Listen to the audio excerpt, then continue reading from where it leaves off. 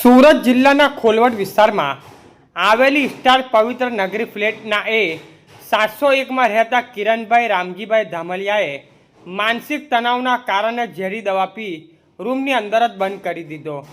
9 જૂન 2026ના રોજ સાંજે 6 કલાક અને 42 મિનિટ વાગ્યે PCR 81ને મળતા પોલીસ કર્મીઓએ સમય સૂચકતા દાખવી તાત્કાલિક સ્થળ પર પહોંચી જીવના જોખમે રૂમમાંથી બહાર કાઢી પ્રાથમિક સારવાર માટે PCR વાન મારફતે કામરેજ હોસ્પિટલ ખાતે ખસેડવામાં આવ્યા હતા। રિપોર્ટર ભાવિક પટેલ, સુરત।